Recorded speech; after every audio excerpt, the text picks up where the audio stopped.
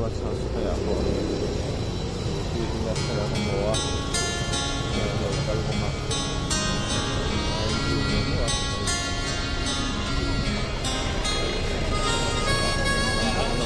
awan ko ka ya ko ba ko do dong dong he ya nem hat kan sing dei ba đôi chiếng gần sâu râm ria ren đi phố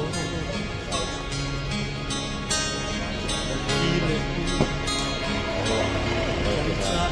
tên rồi một về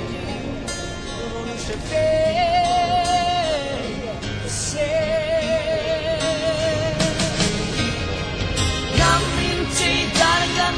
Sans you in the home sign, got enough looks got there. Oh, when they don't know a fancy and not sharing gun, move my leg. See ya, do me more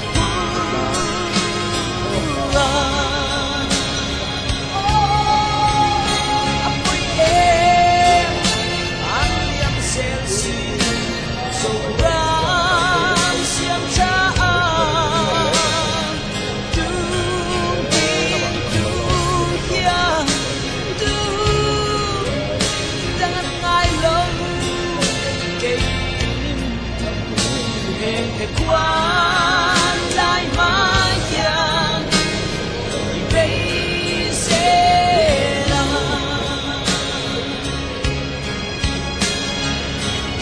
xin chết đôi che mà lá sâu răng tin ân yêu tu đã nghe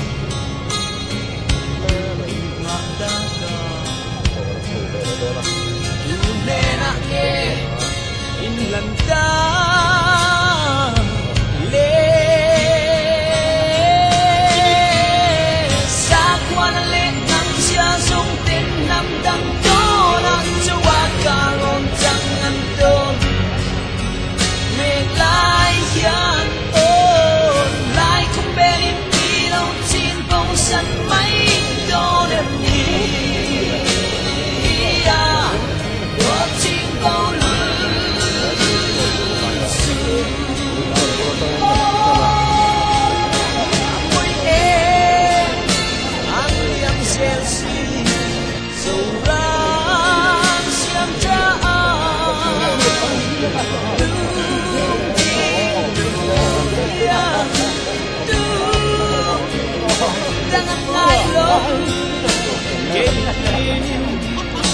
em thể qua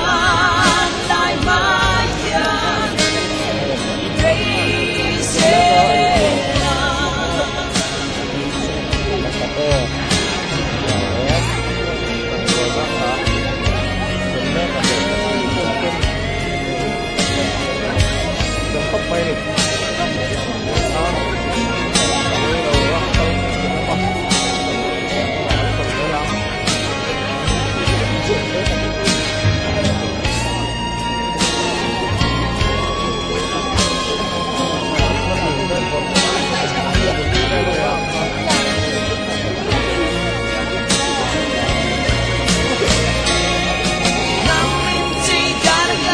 Sans you in the little sign, gotta let the dogs get there.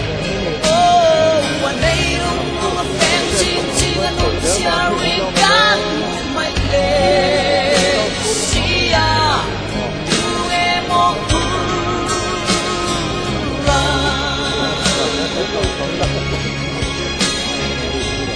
so wrong, chẳng fun, so wrong.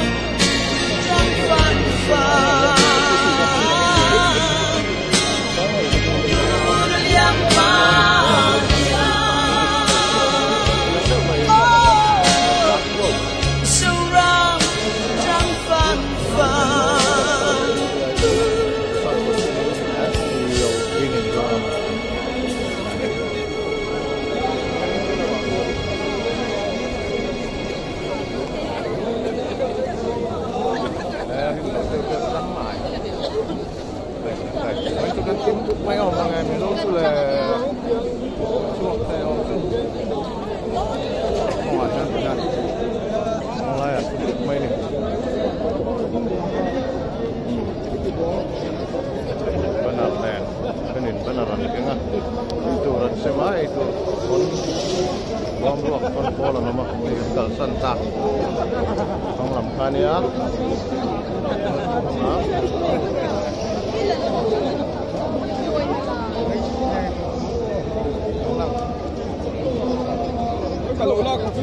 lúc khu bị vấn đề nào bị về không ai phần phát được in ấy mẹ tục lớp anh rất về nghe câu tỏ bằng cuông em là cuông lắm Asia là bóng Asia là haram ni sing ni lah mak so buka oi coba hiu mah kong ngam lo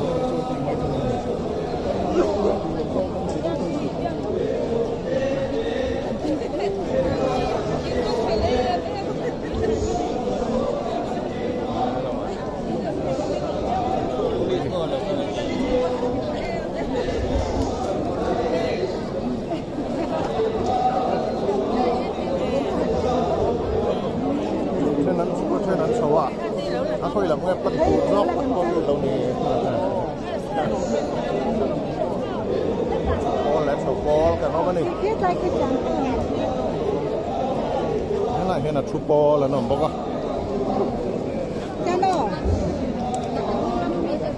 làm kiếm chắc các bạn nằm đâu là có thể bắt lẩu thân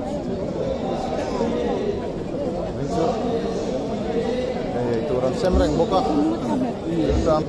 vì cái đông về này khóc mày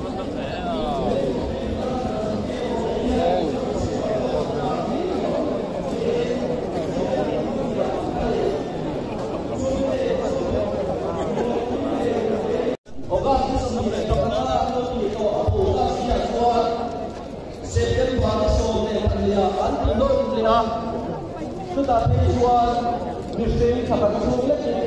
sa khat le zami ge to le man nó phải nè sam le nó bom sa sa le som le pa lai mai khóc mày anh le ziak lu le a chu te chu hi si sang sama arun sing lu le lek man ani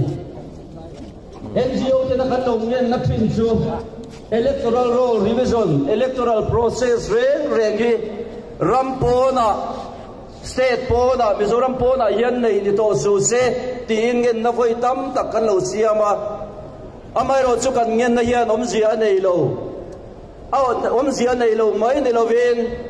mi tam tak doi kok tam tak Mizoram mi dik tak an ni le ni lo po fia na om le thei lo ven mi sang ru le zasari le som le panga lai mai chu form Philippine an lo in ziak lut le man ani heng te hi a form te hi sarkar mi le sa dik tak Mizoram civil service kan ti te hian keng khalowin tui kok Tripura ke ma om Mizoram Blue Displaced People Forum te an pol Mizoram pol na pol om pakhat tui kok pol pakhat ne na heng form te hi COMT na in DC te an thon vek ani chung te chuan an ma ni du thali nan lo fi la pa electoral roll tam tak anin thun lu le pha ani ti chuan voter si an ma ni in sia danin le sarkari ko danin ma mi ta hian tui kok Tripura transit ke ma om mek te vote nei dan chuet yang hi ni ma mi district ka sangli zani somli pakhat lungle ya zakwa zaruk le somkwa pani kolasi pa zathum le somriat le pakhat ania Tripura ke ma om tui kuk te hi Mizoram hilim taka Mizo te ne na om te ai chuan tle an tlem fe ani tui kuk population zong zong zira za som sari deu thoi Mizoram lim takin an om ani mi tlem te ko mo bol azual poite awang hian voin ni ayan har san na satak kan tok ni in alang ani kan ngen na in om zia anei lo mai ni lo ven heng kan ngen na te hi ngei tua sakpo kan ni tamang lova chuti mek lai chuan election commissioner of India in titurin min ti chuan lamin ASB sasang hian thei tok chuain tui kuk te rampo na po rem lovin electoral roll a thun lu turin ruam man na DC te nen an siam zela heng DC te hi nam dang vek an lo ni le ngal bok nen chu chuan har sanada satak min siam ani hetianga kan ngen na ti lo tina tum lo mai ni lovin kan ngen na te ngai poi mo lo le nual suatin thei to ka ma kan lo lak ve na le Mizoram Sarkar poi na thei to ka ma lo lak ve na te chu Central Lama Election Commission of India a hek ta zok ani chu a hek na chuan poi tam tak a zia zinga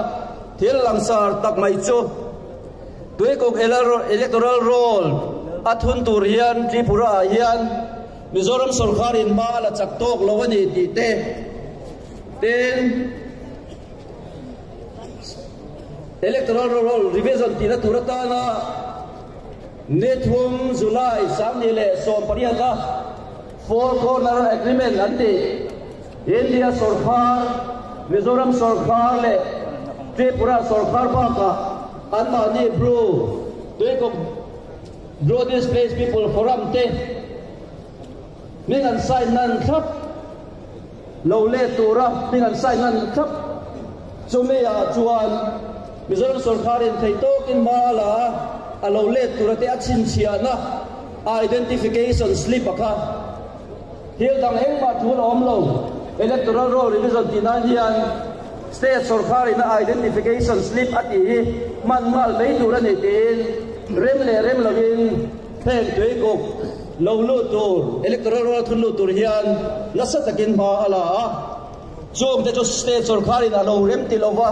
chom te po state Sarkar a hek na anita chu hek na wang chuan Mizoram IAS officer senior tak chuan Mizoram achua san pha alo ngai ta ani ten poisa ren lo le tei tok chua Mizoram mi poiten chia kan choya kan the thling khom te ek te hi ren lo le ani to no na yan Mizo thalai te le Mizo mi poite min huak ti ra tum nge ni Sipai Central Paramilitary Force Company somli lai mai in than lom to thina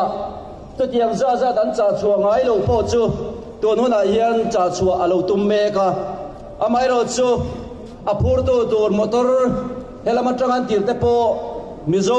vek an ya wagin association try to ten an ko le veka ni zan khan kolasi patrain an lo le vek ani voini yan hil lo mom tak ani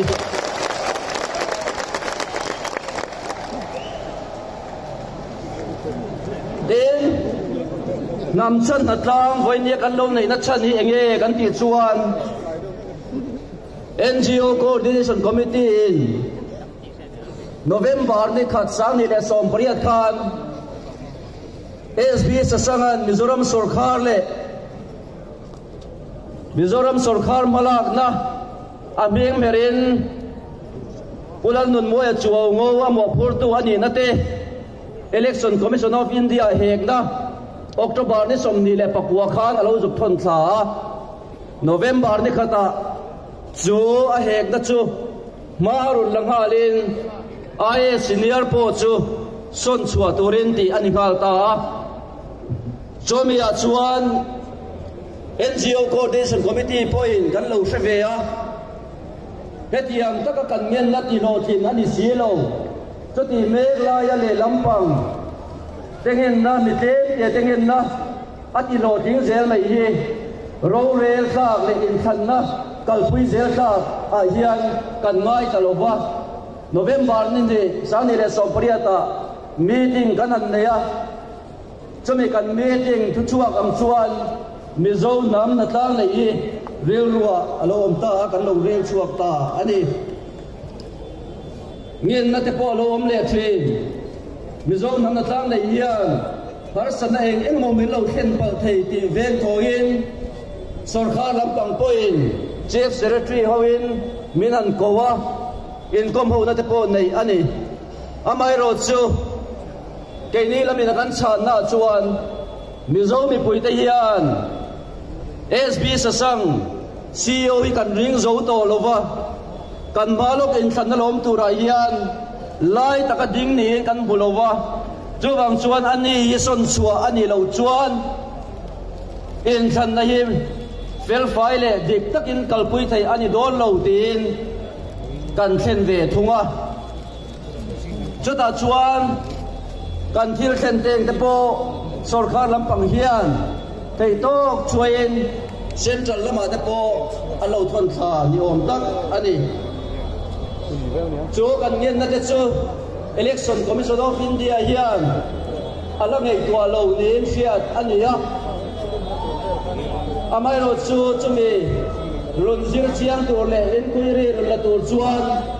tim run tir chuan tum ni om takan ya boi ti ang run kheng don ni te pun kan fia lo kheng mek ni na lang hei le til lo mam tak te ko ani til tha run khen tura te pom na ila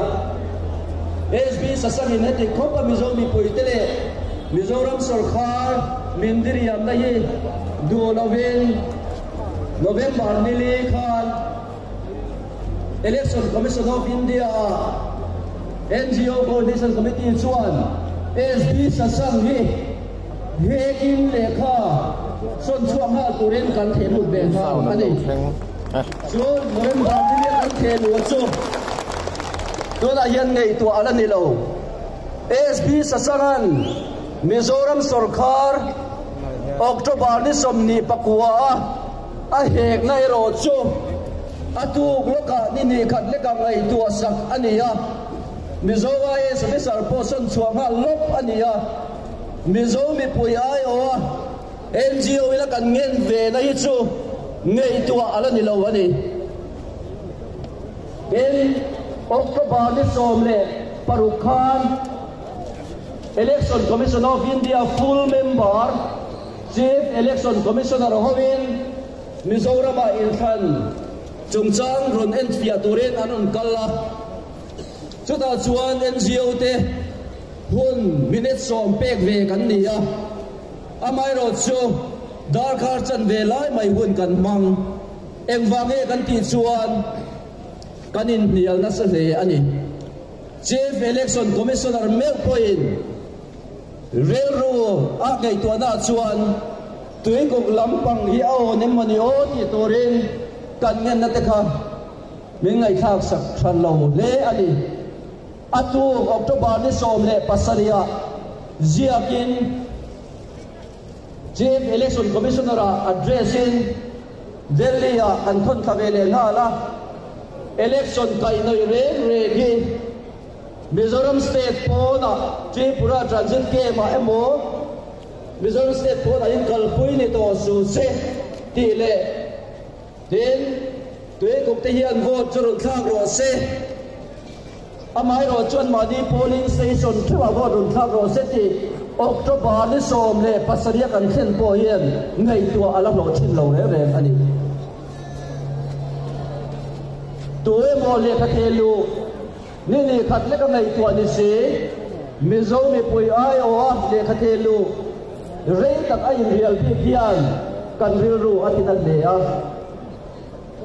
en po ni sala kan la be zel do na kan be zel na tura yan tran ru la ngai ki fielen NGO Coordination Committee chuan Mizo mi pui tran ru na tura tan Mizoram Civil Service Association Administration ken ko tu te an association hong tu tekal tangin ngien na Mizoram Sarkar ayan CEO sasang aye ho pui lo tura ngien na kan thelu ta du ta po yan mitam tak chuan direct ka apura ka poi an to yo pui to lo ani then Mizoram Association poi es sasang Malal na rin, ngayon po warsak antum loba press conference ani na po aloy boycott to at yung lobong tak ani Mizoram Police Service Association te po na po yung nagkumang ka rin Mizoram Police Service Association na po yung nakantina Nampriro po mani sarkar na data Hei na iron yung ruwal tat turle bintroy om tat turin yung nakantin po ka bintroy om ngay pa yung siya ani Mizoram Police Service Association po yung ilang kantiya kay commercial vehicle zong thế sang anh là cái Việt Nam và Tây Bắc anh đi coi yan vai phải đâu phải là một người đó anh hiểu được cái ta đi lâu anh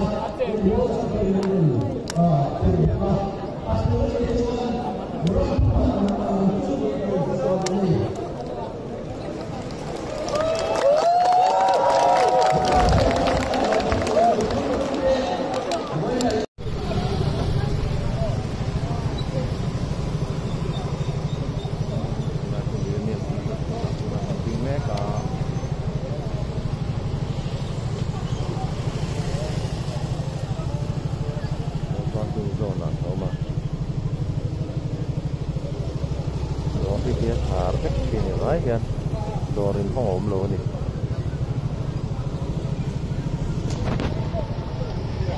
tapi katol to kok mes lang tengai tu katol ani sai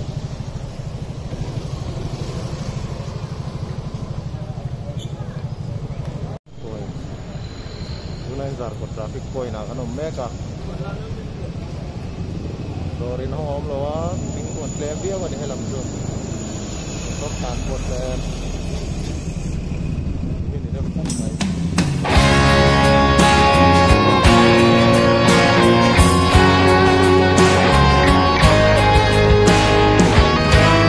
Kapian na dấu râm hoa Tlang tin chua na ka khiru Thar pia ruang yang kan joy Inung zia rek amoy si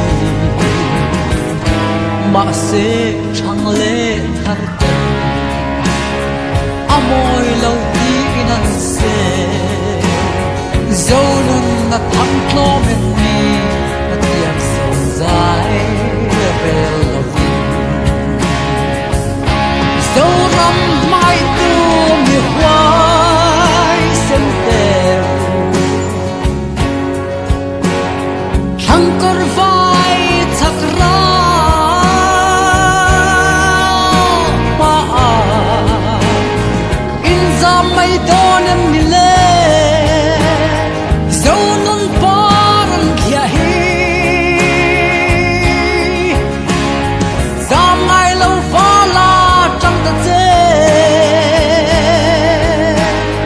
râm lệ năm hôm hiền na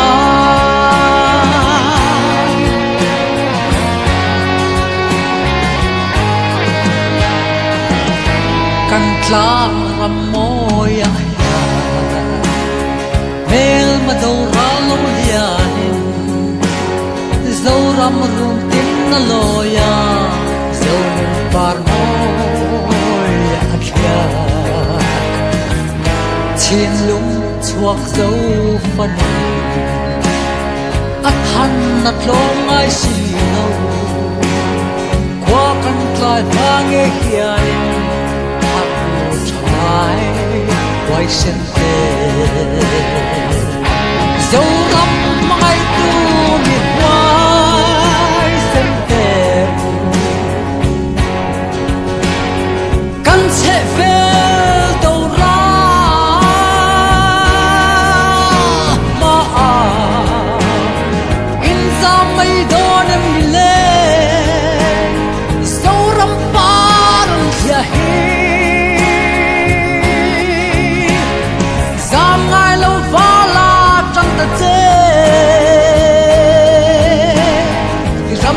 năm hôm hiền na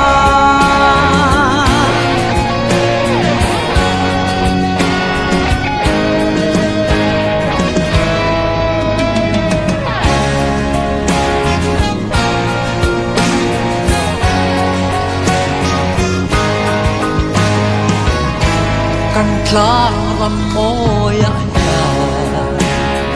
mel madora long hianin zo ram rung tin na loya zo mon par moi akhya chin lung chuak zo fanon athan na tlong ai si lo qua kan tlai mange hianin anu chalai quay sen te zo ram mai tu mi quay sen te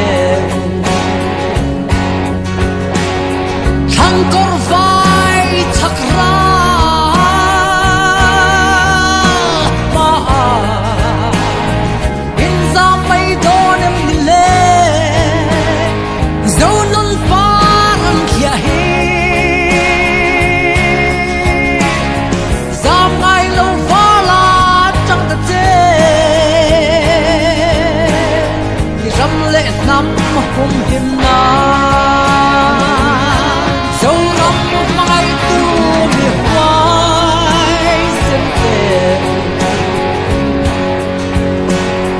kan che ve do ra ma in za mai don em ni le zo ram paran khia he za mai lo vala chang ta che ram le nam hum him na